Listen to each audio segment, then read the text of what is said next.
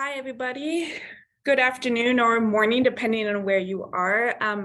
As we wait for folks to file in, if you wouldn't mind introducing yourself in the chat, that would be excellent. And I'm going to do announcements in about a minute. Otherwise, thanks for being here.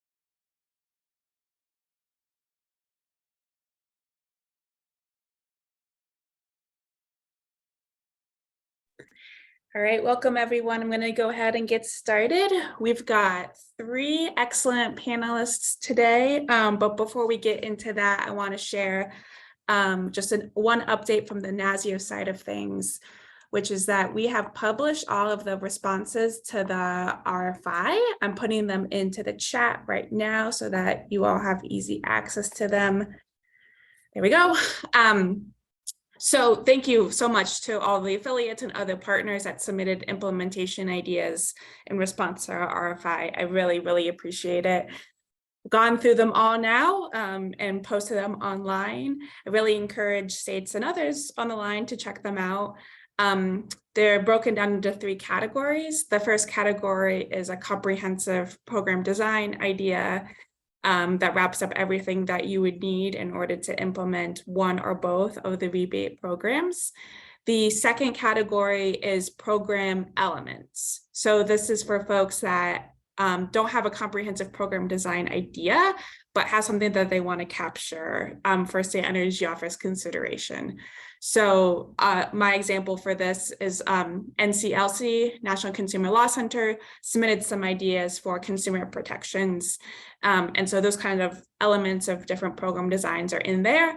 And then the last category is what we call vendor interest category. And this is for different companies, organizations that want to be implementation partners with all of you. And so there's a list there should you want to reach out to them, advertise future RFPs to them. There's a company descriptions and contact information for all of them online. So, and of course, if you have questions, comments, something doesn't look right about your organization, please reach out, happy to update it. And then we are all, I'm sure, eagerly awaiting the DOE requirements to come out this summer. The expectation is still July 10th that DOE will release those requirements for the state energy offices. Once those come out, we will regroup, reorganize, and see what are the additional ways NASEO can be helpful organizing, soliciting input to what these program design ideas will look like. So stay tuned for that. And then before the end of the month, we've got one more roundtable, June 30th, with the financiers, talking about ways for financing in general. And then also I want to make sure to cover the potential gap in project costs with the rebate amounts. So hopefully you all will be there. Of course, what else would you be doing the weekend before a long weekend? Just hanging out with me and talking about financing. Anyways, let's go over to our panelists. As per usual, we'll give all of our panelists an opportunity to introduce themselves, and then we'll have a facilitated discussion. Feel free to add things to the chat or to raise your hand throughout, and I will pepper those into the conversation. But first, let's get started. Thanks again for those of you who might not know me, Maddie Cole with NASEO. We've got 3 contractors, home improvement contractors with us on the line this afternoon to share their thoughts and experiences with energy efficiency programs. So first, I'm going to go to, let's see here, Amanda. Amanda is a contractor based out of Michigan. Amanda, if you're on the line and you can come on camera and share your thoughts, that would be great. Hey, Amanda. Hi, can you hear me okay? Yes. Awesome. Hello, my name is Amanda Godford. I am the owner of Ecotelligent Homes. We are a Michigan home performance company. We've been in business now for 14 years. So home performance means that we do energy audits. We have crews on staff, teams on staff that do energy audits for clients. Based on the findings of that, we have teams that also install efficiency improvements. So our teams on staff are insulation, so blown cellulose or closed cell spray foam. And we utilize subcontractors for heating and cooling or renewable energy efficiency improvements, and we act as a coordinator for that. We also have an abatement division because the older homes that we service in the great state of Michigan have a ton of asbestos that we run into and some mold issues, so we also help to address that. Excellent, thank you. Let's continue to go around the table. And forgive me in advance, I never asked how to pronounce your name. Martin is what it looks like, but please correct me on how to pronounce it. Yes, Martin's good. There's a secret J in there, but you can ignore that. So it's originally Dutch, but I just go by Martin. So, but okay, yes. Hello, everyone. It's great to meet all of you. I'm Martin Flern, CEO at Homeworks Energy, one of the largest home performance contractors in the industry. We currently operate in Massachusetts and Connecticut, and we're looking to continue expanding operations into other states with strong energy efficiency and decarbonization programs. And our aim really is to be the boots on the ground solution for states and utilities to educate homeowners, perform assessments, and generate savings through weatherization and heating and cooling work and things like that. So a little about me. I've been running the operations at Homeworks since we were just 5 people working out of the living room 10 years ago to the 500 plus person company that we are today. So to provide some context, last year we performed 30,000 home energy assessments, around 13,000 weatherization installs, 1,500 heating and cooling installs, primarily heat pumps. And so as we continue to grow and work with new programs and partners, we want to provide a scalable platform for programs to be able to roll out their energy transition goals. And so we're excited by the potential for the IRA programs to boost the entire industry. I think the ask was to provide a little bit of thoughts on the IRA themselves. And so, high level, I think the IRA funding will go a long way to pushing this industry further into the mainstream and helping more homeowners take part in energy efficiency and decarbonization. However, like with all government or utility programs, the devil's in the details. And so kind of as a boots on the ground contractor, there are a lot of details around how these programs get rolled out that will have a big impact on their effectiveness. Now, rather than go into any details right now, I would just say, one example is that I think simplicity is going to be key. Programs need to be simple and easy to understand for homeowners, and crucially, easy to implement for contractors. If your state already has an energy efficiency or decarbonization program or budget, please use the IRA to boost those programs and do so in a way that makes it one program, not 2 programs that need to be braided by homeowners or contractors. The IRA really should supplement and build on your existing programs, not compete with them. I think one last thing I'd say is to make workforce development funding, which is incredibly important for this as well, a direct investment in the companies that operate the workforce themselves. I think investing in training programs is good, but what we found is it doesn't actually create the jobs. It just hopefully creates qualified candidates. But it doesn't necessarily create the jobs for those candidates. If the workforce funding goes to contractors for hiring and on-the-job training of new workers, then you achieve the goal of both training qualified candidates and establishing actual long-term jobs for those candidates. So again, those are just a couple high-level things. Other than that, I just wanted to say that we're very excited about the potential of the IRA programs to transform the industry. There's a lot of work to be done, and it's vitally important that the state offices get feedback from actual contractors on what does and doesn't work. So I want to make myself available to anybody who wants to dive in any further or have additional discussions on any of these topics. I'm happy to be involved in any way that we can be helpful. Thank you. Thank you for that introduction. Our last panelist and last introduction is Greg. Greg, over to you. Thanks, Maddie. I just I'm just going to put a second on everything Martin said there. I think he pretty much nailed it. My name is Greg Cobb. I'm with Parker and Sons. We're about 1,100 person company that operates in Arizona, where we're part of the Wrench Group, which is a little over $1.5 billion company that operates in I think 17 markets now. And so we're very interested and attuned into what's going on with the Inflation Reduction Act. And I'll keep the introduction brief and be happy to dive into details later.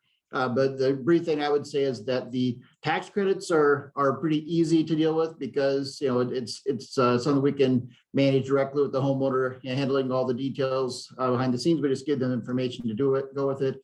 But the rebates are going to be a much more sticky challenge to address. So we look forward to diving into that today. Thanks. I'll turn now to the discussion. I've got my questions ready to go, but as per usual, if anyone in the audience wants to add something to the chat or to raise their hand, turn on your camera, and I will take that as an indication that you want to jump in. Because you mentioned it, Martin, I want to start with workforce. And if you could elaborate a little bit more on what it would look like for state energy offices to do that direct investment that you mentioned. I'm sure you're aware that you mentioned it, that the sort of like traditional approach would be certifications, but can you elaborate more on what you were saying earlier? Yeah, absolutely. And I also want to reiterate the investment in the training and the certifications is also valuable. So I'm not trying to say that that's not valuable, but that definitely is. But one of the things that we've seen, we've partnered with a lot of these groups that have received some of this funding in the past to try to find kind of jobs for the candidates that come out of these groups. And the issue is, well, there's a couple issues, but one issue is a lot of these training groups, they get individuals certified, but the contractor in the end needs to kind of do your own training anyways. That certification kind of gets you in the door potentially, but to really be a valuable kind of, let's say, a weatherization installer, it's essentially a 6-month on the job training, right? It's relatively quickly to get you up and running and in the field, but you can't run your own install crew until you've at least been doing it for at least 6 months, if not more. And so to really build that workforce takes a lot of investment from the contractors ourselves in that on-the-job training. And so one of the things I've spoken to some other contractors about as well, and some states do already have programs like this. I don't remember exactly which ones, but there were a few states that have direct investment programs already where contractors essentially can apply for either it's subsidized employment for new hires that they bring on, and for their first 3 months of on-the-job training or something along those lines, there's a state incentive to incentivize contractors essentially to perform that training and development work. And really, once a contractor has somebody that's been working for them for 3 months, that's going to be a long-term job. Right. Once you've put that amount of work and effort into building somebody up into a skilled part of your workforce, you're going to keep that person and continue to grow them within your organization.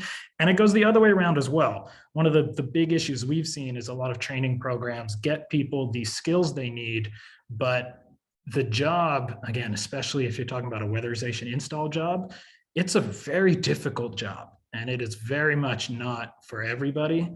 And a high percentage of people don't really last the first 2 weeks essentially in the job. They get in there, they find out just how hot that attic is in the summer or just how cold it is in the winter and realize this maybe is not the job for me. And a lot of that effort that went into the training didn't really work out. And so on the flip side, once an employee has been there for 3 months, they've really experienced and learned the role, and they are much more likely to stick around for 3 years at that point.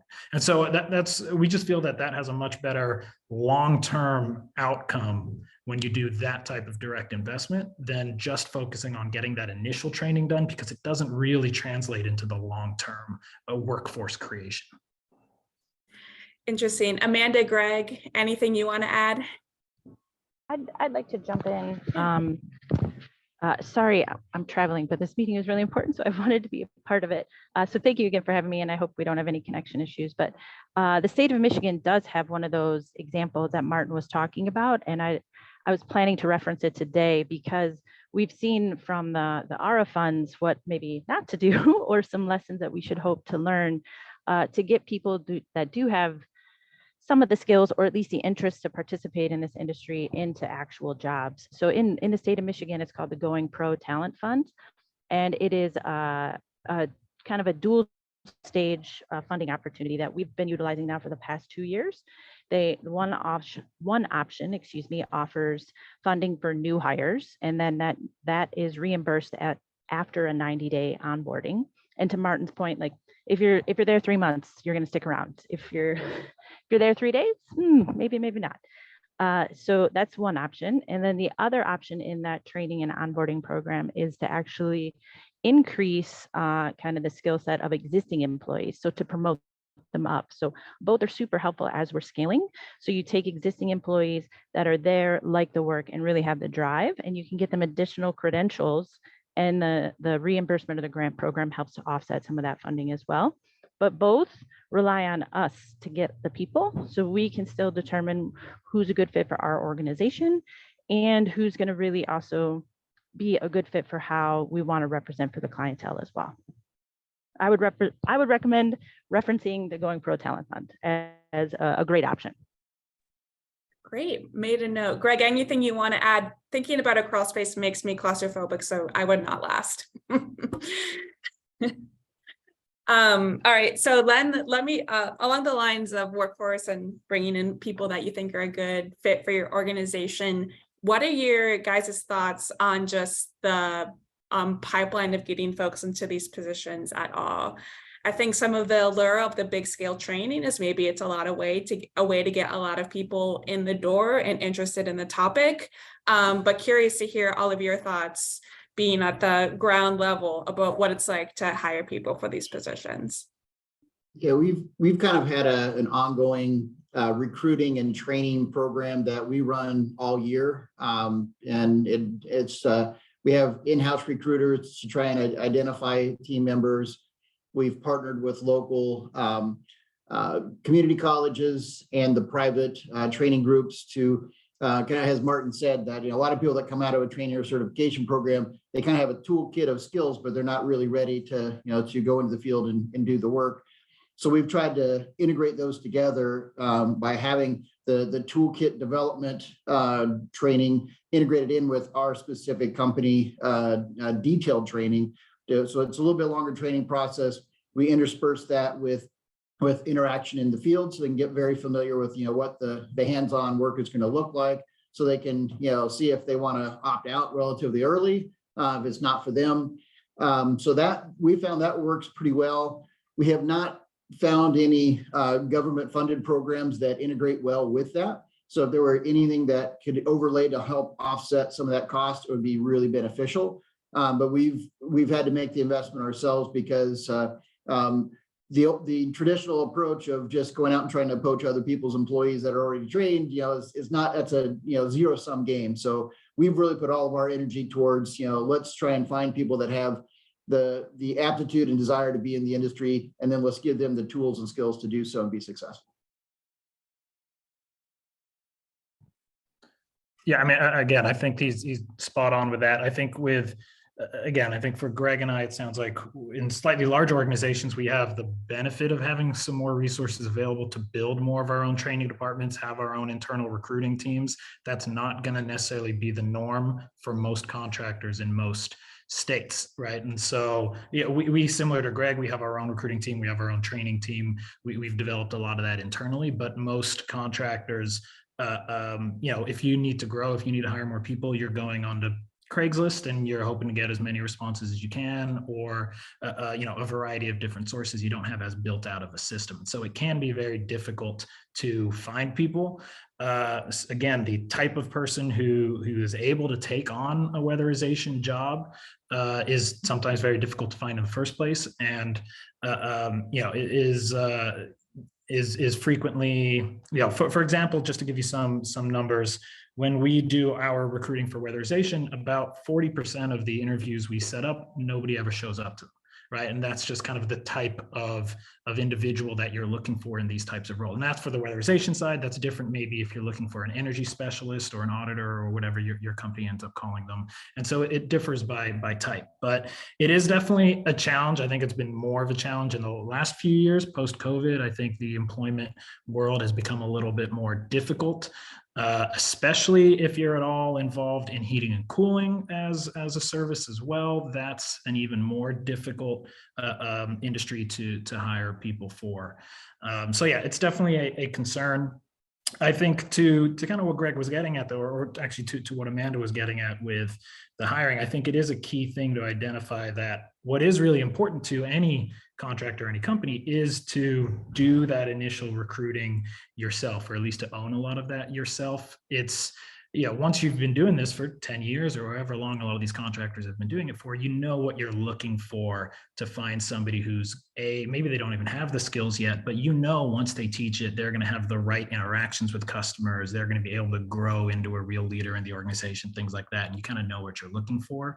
And so I think my request there would be to, from the program perspective, is to trust contractors to know what they're looking for and to be able and to know where to find people and those kind of things, but to understand that it's a significant additional cost, both financially, but also even more importantly from a time perspective, to do all of this recruiting and interviewing and things like that. And so if there is available support for that, I think that's very helpful. But to do it prescriptive where we'll find candidates and give them to you, I think you'll have it's not as great, because you're not getting the same level where the individual themselves has identified, oh, I know that this person would be good for my company. And so there is a bit of a disconnect often there. I'll just jump in and piggyback as the smaller business owner of the three of us here. You're absolutely right. We're seeing similar percentage for no-shows. We've added administrative staff to just allow for our office manager to have more time doing phone interviews. We're a smaller entity, and to take that overhead on for recruiting purposes is a challenge, definitely, but to grow and service our clients, that's what we need to do. So again, I also think to all our credit, contractors will get the job done. We'll figure it out, and we'll do what we need to do. And any support that could help us along the way is appreciated. Maybe just one other additional note: there has been maybe some conversation in the state of Michigan, anyways, about trying to maybe convert to like an apprenticeship program. And in the Going Pro Talent Fund, they reference that pretty heavily. And Martin's kind of alluded to this. The individual that would apply for a weatherization type of job is not someone who wants to go sit in a college classroom. Maybe they'll sit in and do some training at a local nonprofit for a few hours, but not spend a lot of college hours. So I would really caution against maybe trying to pivot this to an apprenticeship type of a program, at least for weatherization folks. On the HVAC side, maybe that's different, and you guys could talk to that. But I would just maybe caution against apprenticeship for weatherization.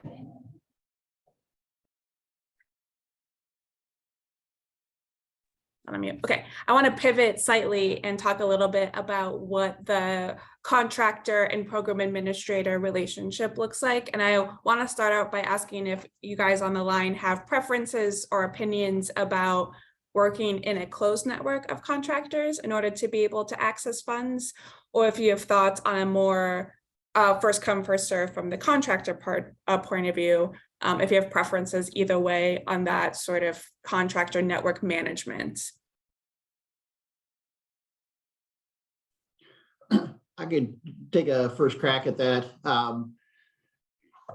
I think we're flexible. I think I would come back around to Martin's comments at the beginning, which is whatever it is needs to be really easy to do and not a lot of complexity, and linked to be pretty straightforward. An example is some of the the rebate programs under the Inflation Reduction Act.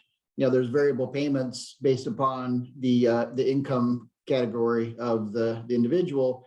Well, as a contractor, we have no way to know what that is, going on out on a call. And it's generally something we try and stay away from. That's kind of none of our business, and we don't like to, to enter into those kinds of discussions. So if there's any kind of program where there's a rebate expected to be paid, to be offered by the contractor up front, then there needs to be some sort of very simple mechanism to verify those kinds of items up front. So when you go onto the call, you can make that a positive of, hey, we've got an opportunity to give you this additional rebate.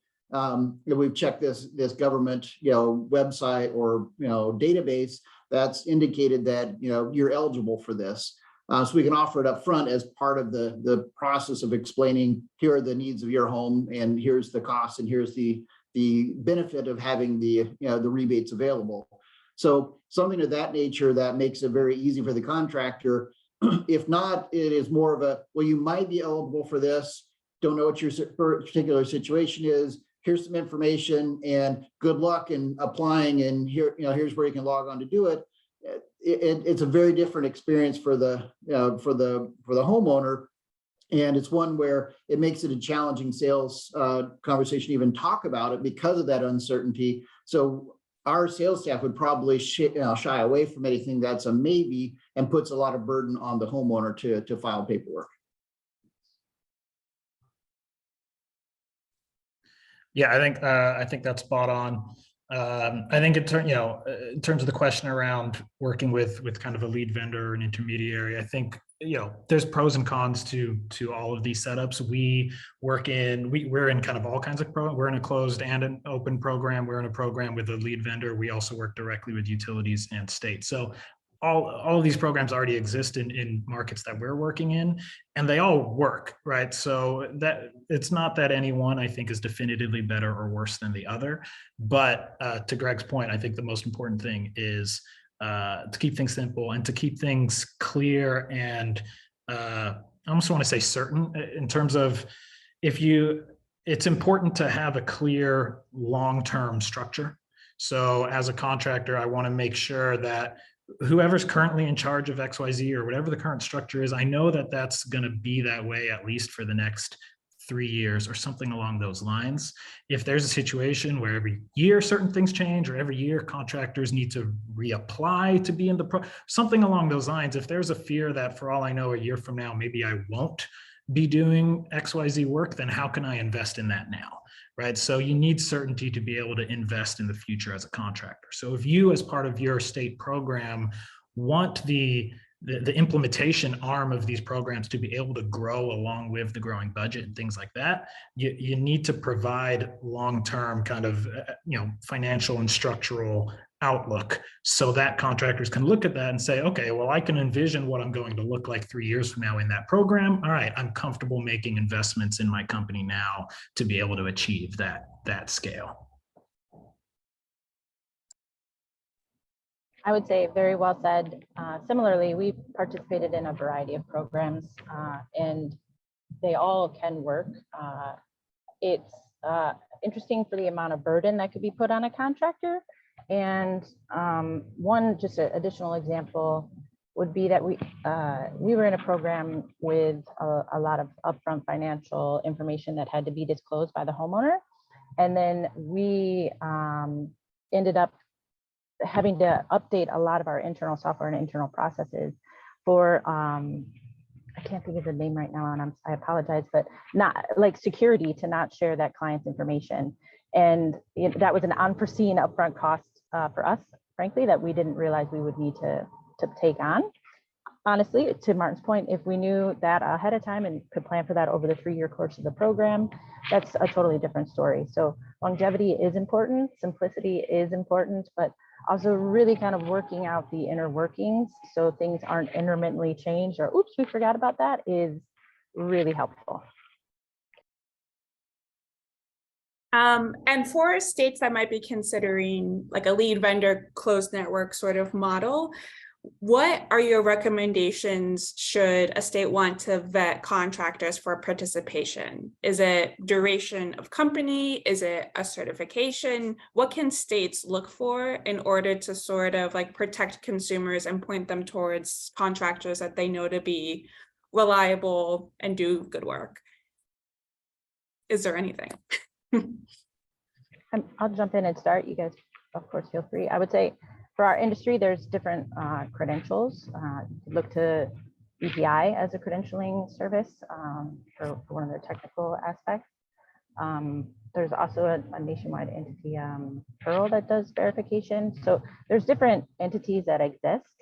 We participate in both. I could be slightly biased, of course, but there are pre-existing credentials for this type of work. We also participate in the weatherization assistance program, so a little bit different there as far as homeowner interaction and client requirements, but they also have other guidelines that they follow too. So I would maybe reference the three of them, but stick with the first two as maybe my higher source.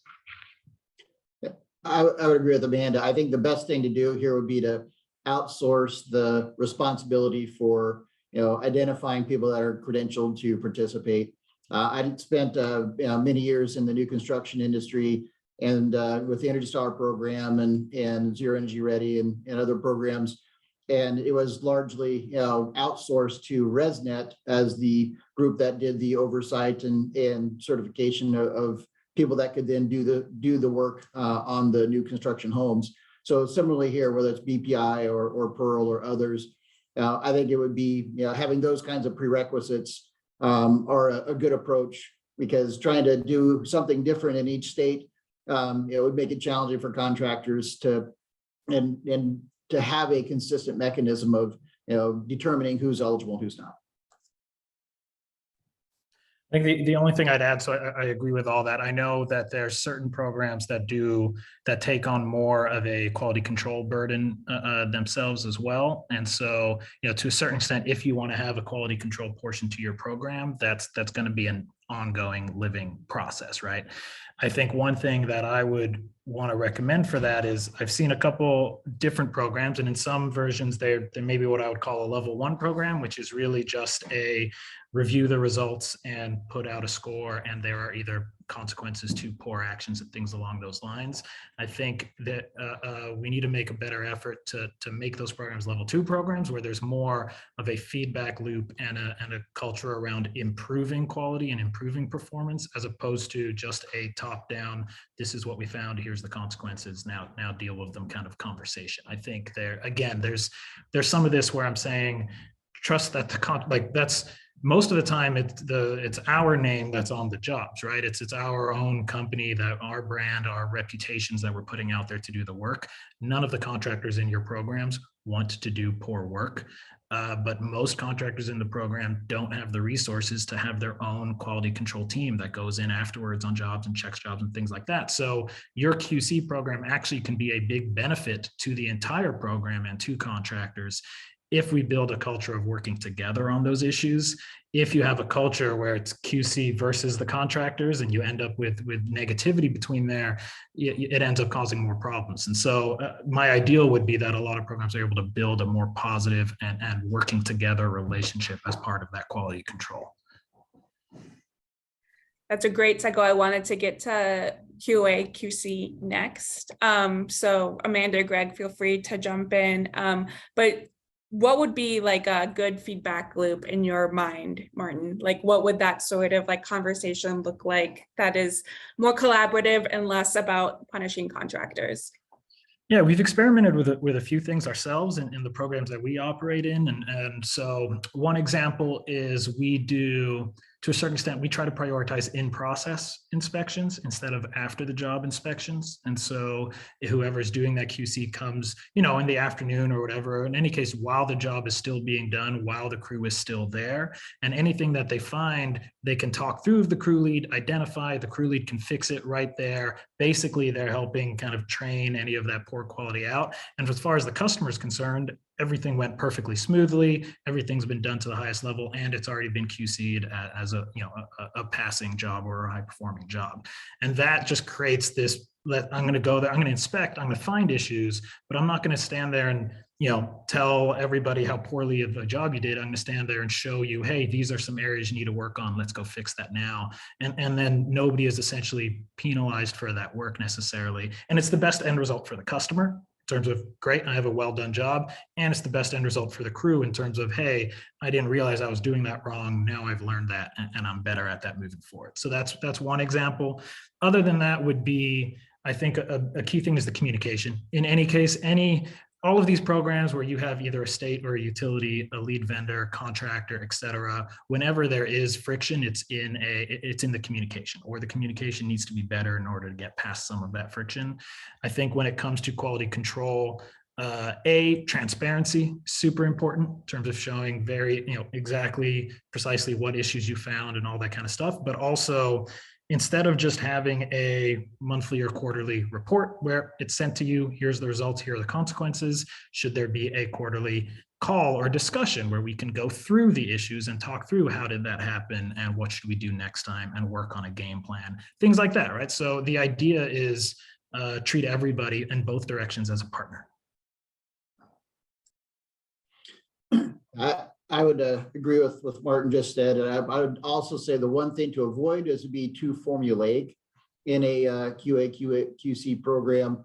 Been involved once in the past where it was more a certain percentage of someone's jobs require a certain level of QA.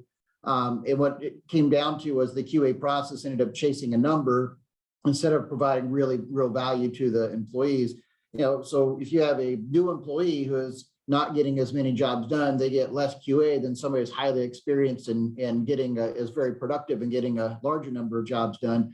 So it's kind of backwards. So having a QA system that has more intelligence built into it so that it's directing the attention towards those that are newer in the industry so they learn well, and data points for the more experienced folks to make sure that they're consistently delivering good results. And then that feedback back to the company so they can see what remedial training is needed for certain employees so they can become better at their job, and then track that over time. And if the trajectory is, hey, we're getting consistently better results, great. If we're not, then then the next step can be taken. But yeah, that collaborative approach with some intelligence built in would be very helpful. Yeah, I confirm 3 in a row. We've had the best success with programs that are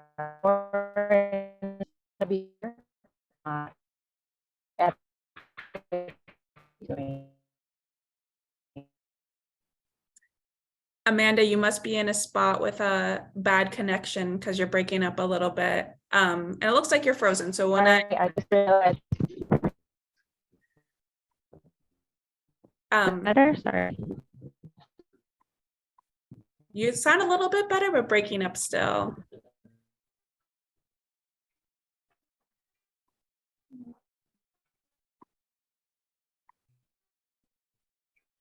Well, while she is getting back online, I'll pose to you, Martin and Greg, a question that I got from the audience, which is if you've gotten any entrance into the energy efficiency field from the oil, gas, or fossil field, and if there's anything this industry can do to appeal to those folks that might be transitioning jobs or job fields, I guess. Not sure about you, Martin. We generally aren't operating at that industry level. We're a home services based company, so all the folks that we're acting with are consumers, and then of course we work with utility programs and other things as well, but really don't have any interaction directly with the oil and gas industry ourselves. So don't have any comment on that.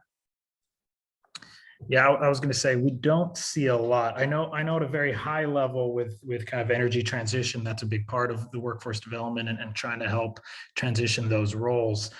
Really haven't seen much of that. Again, there's limited overlap, I think, in the skills, and so obviously there needs to be retraining and things like that. But I think we've seen.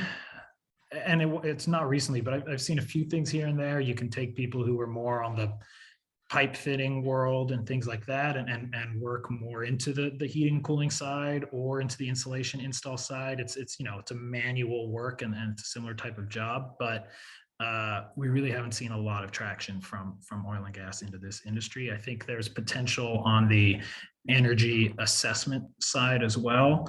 Again, if the role you had before was a consumer facing role or a traveling kind of sales role, but not a lot. Thanks. I see we've got Amanda back online. So Amanda, if you're able to jump in, the question is if you've seen a lot of folks or any folks transition from oil, gas, fossil fuels into energy efficiency.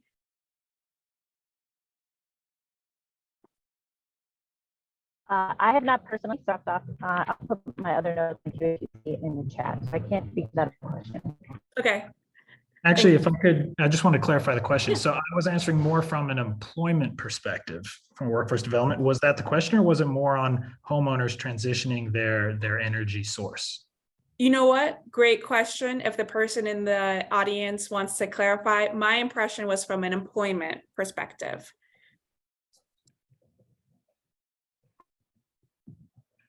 Hey, that was me. Yeah, sorry about that. I was struggling to unmute. Yeah, thank you for your thoughts.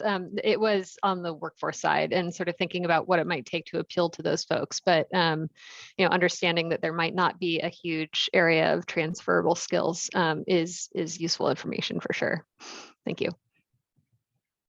Thank I think you. it's also it depends on the oil and gas side. Depending on what role you had, you might, from a compensation level, a weatherization installer is generally not going to earn as much, I think, as certain members of the oil and gas world as well. And so even if the skills are transferable, it's not necessarily an upwards job movement. And so that can be difficult as well. But that maybe is a nice segue into another topic, which is what are your conversations like with homeowners, if you're having any, about electrification? We have pretty extensive electrification conversations with many of our homeowners, replacing gas HVAC equipment with heat pumps, replacing gas water heaters with heat pump water heaters, upgrading electrical panels, adding lines to do car charging stations. So there's, and of course, interaction with solar. So we have, pretty significant conversations, and a lot of our homeowners that are interested in that are looking at, the future of, okay, if this is the direction that, things are going, what do I need to be doing with my home today to either be prepared for it or to make the transition? So we're always trying to offer that up as an alternative to homeowners that are, open to exploring that option. So instead of just replacing like for like equipment, there is an additional investment required. But now with the Inflation Reduction Act, we're able to have those conversations about, well, there's some tax credits available to make these transitions, and eventually, hopefully, the rebates will be more clarified on how it can participate in that as well. But yeah, we have those conversations regularly. And I would say, I think you'd want to look at your own state's utility, kind of what the current heating sources or fuel sources are. In the states where we operate, there's a good mix of existing gas and oil homeowners. And so we see a lot, most of our energy transition is from oil to electric. Because there's various issues with oil in the first place that aren't necessarily great from a consumer perspective and from a financial perspective, especially with the rebates that we have in Massachusetts, which are quite similar to the IRA rebates that are coming out. That's a very strong value proposition, and we see a significant amount of adoption of heat pumps and fuel switching in that case. We also see adoption of gas to heat pumps, but it's not nearly as strong of a value driver as going from oil to heat pumps. And so I do think that that'll depend on each state's kind of makeup of fuel sources.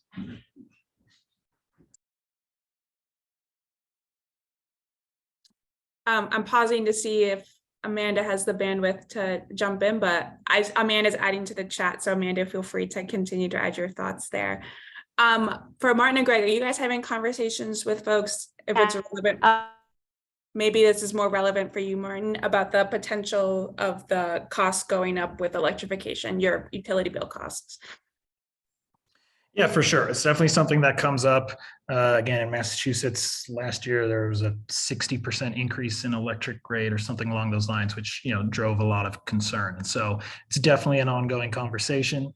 Again, To a certain extent, that's the role of the energy advisor or energy specialist, is to help educate the homeowners on what that looks like. We show them information over the last 20 years over how things have developed, and we talk about what that kind of future transition is supposed to look like from a financial perspective. But a lot of times it's not a purely financial conversation, right? It's about comfort level and safety and security and all those other things that you talk to homeowners about.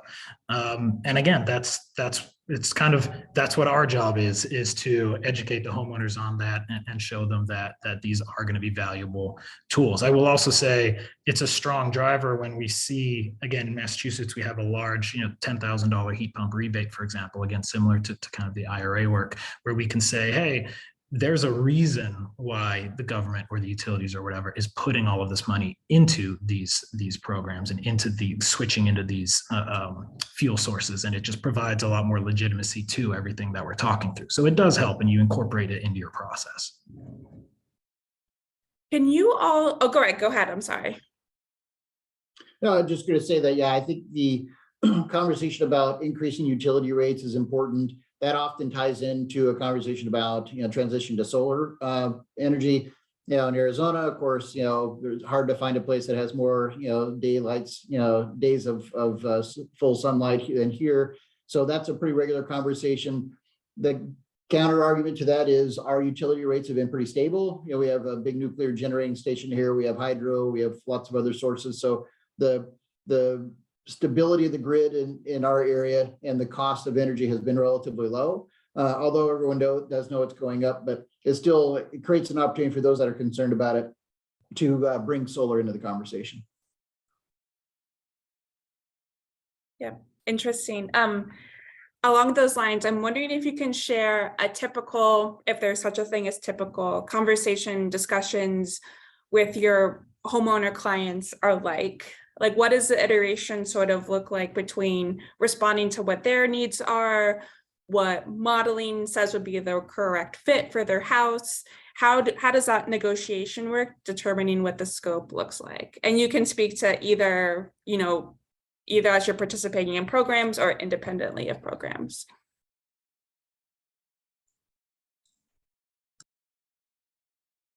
Sorry, I saw you on mute, so I thought I'd let you go. But all right, yeah, I mean, it starts with the needs assessment, right? So when you're going into the home, well, it depends on each program. You've got different criteria. A lot of times you have to look. There's a certain amount of health and safety work that you go through as well at the beginning of assessments, and then it's really about talking to the homeowner about their pain points. And sometimes their pain points are, exactly what you would think it is in terms of high energy bills, and you go along those lines. Sometimes the pain points are really about, I called you because the room over my garage is cold, and so you start with that and you work into the rest of the conversation that way, right? And so you figure out what it is that got them to call you in the first place, or whatever, or whatever your interaction was, and you build off of that. And the benefit, one of the strong things about energy efficiency and decarbonization is that everything works together really well. So, if your concern was, yes, this room over the garage is cold, okay, great. Well, that's a great opportunity to talk about insulation in this part of your house.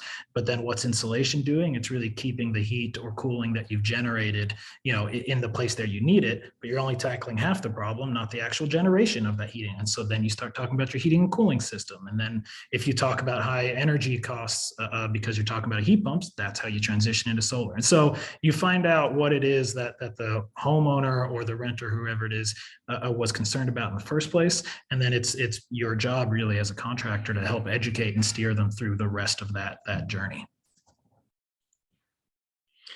Yeah, I'd say ours kind of break into two categories. We have the proactive customers who are, have identified, hey, I'd like to make a change in something. And then it's a more rapid, in-depth discussion about, what's the right strategy to get the solution that they're looking for.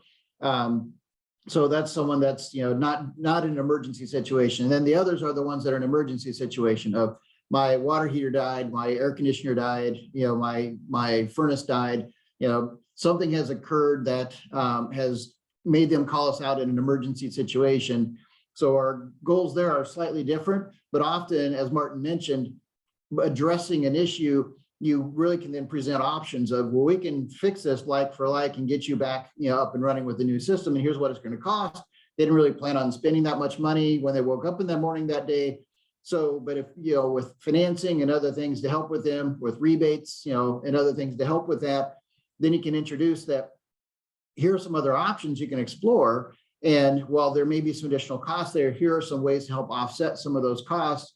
And this prepares you to have a home that's better structured for the future and better for the environment. And so by bringing those messages into those customers, even in an emergency situation, as long as it's not too complex and takes too much time and is too distracting, because if they're in a really uncomfortable home, then solving the immediate emergency issue is the key. But as Martin said, it's really kind of bringing up a topic and then seeing how you can build upon that to really solve the overall problem of the home, not the reason they called that day. I'm going to try to jump in. I think we made it to past the mountain here. Sorry, guys. So just to add on to that, I think at least I've been hearing some rumors that in maybe in our state and in others, there's a consideration for like the weatherization assistance programs to maybe roll out some of these rebates or be the interface or point of contact. And while that program is great and runs efficiently, they don't necessarily have a lot of, at least for Michigan, maybe it's different for you, but they don't really allow the contractors to sell. They don't allow us to have those kind of conversations that build up to that stuff. So, just allowing a contractor to do what they're good at is part of what is going to make this successful. Yeah, I agree with that. And I just wanted to jump on one thing from Greg as well, that I think he was kind of alluding to at the end there. There's in energy efficiency, decarbonization, et cetera, there's a pretty large list of products and services that can be offered for any home. And you cannot do it all at once because you can't train somebody to be perfect at speccing every type of work that needs to be done, right? So there's multiple specialists that have to be involved, but B, as a homeowner, that's too much information. A lot of times if you're going there and you're trying to do an assessment and insulation and heating and cooling and solar and window, there's no way, right? And people don't have that kind of budget available anyway. Even if the rebates are great, you don't have that available. So you really need to, as a program, if you're looking to find opportunities to do all of those things within your program, which you should be, I want to make sure, you'd want to make sure it's not too prescriptive or definitive, that you shouldn't be expecting that all of that happens within the same visit or the same time frame. It will be a multi-step, multi-year process with each of those customers. And for the most part, we try to focus on just assessments and weatherization, maybe heating and cooling if that's a need. And we kind of leave it at that. And there's future conversations around solar or windows, or if you have an EV charger or things along those. It depends. It's not black and white for every homeowner, but you can't offer all 7 things at once and expect a homeowner to be engaged with all of those. It's not realistic for kind of, from a boots on the ground perspective. Yeah. Although maybe in the case of the homes rebates, your hand might be forced a little bit if the expectation is you need to get to a certain percentage of energy savings in order to be able to claim the rebate. So maybe you're looking at bigger projects than you would otherwise. Greg, was there something you wanted to add? Yeah, I was actually going to comment on the homes program because that's frankly one of the elements that I think is problematic for all the reasons Martin just mentioned, that it's difficult to have a conversation about multiple systems in a home all at once because it's almost too much. It's information overload for the homeowner. It's exceeding their budget. And it's difficult to have a sales conversation that's coherent that can cover all of that at once. So my view is the homes program is going to be limited to homeowners that are looking at doing deep remodels, and it's going to be a general contractor involved, and they're going to be doing a wide variety of things all at once in a project that's going to be in the multiple tens of thousands of dollars to cover that. And so a $2,000 rebate, is going to not have much influence over that purchase decision or not. So if the goal of this is to encourage, more people to put energy efficiency elements into their home, I'm afraid it kind of missed the mark, from my opinion, because if we go in and look at, hey, we're replacing an old water heater with a heat pump water heater, or we're replacing some really inefficient equipment with other things, we may be able to get a 5, 8, 10, maybe even a 12% impact on the overall energy performance of the home. Getting to 20 is never going to happen with any one system in the home. It's going to be multiple systems. There's going to be a combination of windows and insulation or HVAC equipment. So I'm concerned that I think the homes program kind of has missed the mark. I don't see how that's going to have much impact on the industry. And frankly, we're not planning to participate in the homes rebate program because we don't see how we could implement it. This is Yeah, my opportunity, sorry to interrupt, No, but please. throw out my constant, probably at this point, reminder to the states that there is the provision in the law that gives you the ability to apply to the Department of Energy and cover the entire cost of a project, so long as that participating homeowner or multifamily building is all low income. It's not, sort of like a straightforward thing. You have to put in an application to DOE and get approval to cover the entire project. But I wanted to make sure that states are aware of that option that's kind of buried in the legislation. But Martin, please go ahead.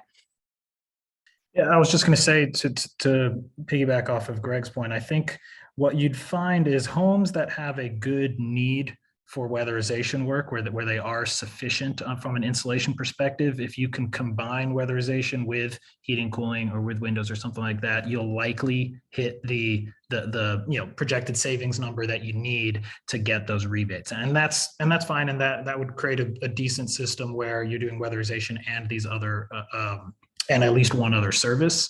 The issue comes in a situation where a home maybe doesn't have as much weatherization need or insulation need, or for various other reasons, the structural, how the home was built just doesn't allow for the insulation work that you need to really get that savings percentage. That's where you're going to run into an issue where, you can't just put in a heat pump hot water and get the savings number. It's not going to happen, right? So, on the plus side, it basically means all of this work really needs to be combined with weatherization insulation work to hit those numbers, in which case that's a good package. And from us as a contractor, we're happy to provide that package and do the work for that. But if for homes where there isn't that opportunity, it definitely creates a gap in the market where they're not able to achieve those savings to get the rebates. Maybe just to add on a few more points too, that one, our clients also, to Martin's earlier comment, it would be a staged implementation for a lot of our clients, and that speaks to the need to have the longevity of the program. I think it also states too that at least I've heard some rumors in Michigan where the utilities are going to be throttling back their rebates because these IRA funds are available. Well, if they are, the supply demand could be maybe a little skewed. While there's a ton of money coming into the IRA, we're also hearing that it could likely go very quickly. So maybe, some balance there between the states and the utilities and what to expect for the longevity and the best way to reach the decarbonization goals is an important aspect as well. Yep, thank you for that.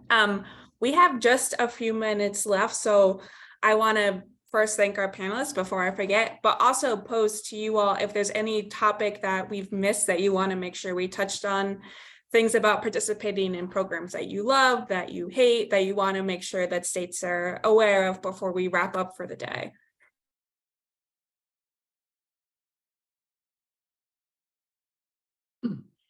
I didn't have any additional comments. Just reiterate, keep it simple, keep it straightforward, and leverage third parties for the QA/QC in a logical fashion. I'd just reiterate all those points. I think the only thing I'd say is I think this conversation, I hope, was incredibly helpful. I think it was some good conversation topics. The only thing I would say is this conversation isn't enough. You need to talk to contractors in your state. You need to include them in your planning around how to structure these programs. There's so much detail and complexity in terms of how this is going to work. And I know contractors have been frustrated in the past by a feeling of a lack of involvement in where these things go. And so I would just, again, encourage you to reach out to contractors in your state and hold as many of these conversations as you can, and reiterate that, I'm happy to be as available as possible to help out as well. Amanda, anything you want to add? There we go. Sorry. Yeah, no, I feel like Martin's stealing all my points. Please, this was a great meeting. Thank you for inviting us and thank you for taking the time to do so. And please, as you're developing the programs for your specific state, reach out to those actual contractors doing the work. Excellent, thank you. And as per usual, anyone on the line that wants to get in touch with these panelists, I'm happy to facilitate that introduction. But thank you again, Martin, Greg, Amanda. I thought this was a great conversation. I personally learned a lot, and I assume the audience did as well. And then looking forward to staying in touch with these ongoing roundtables. We've got one coming up on June 30th, like I said, for financing. And we will see how things go after the DOE requirements are out, and we'll put together a fresh agenda with calls and opportunities to collaborate. So I hope everyone has a great rest of the day and a lovely weekend. Always appreciate people taking time on a Friday to talk to me. So thank you. Have a great rest of your day, everybody.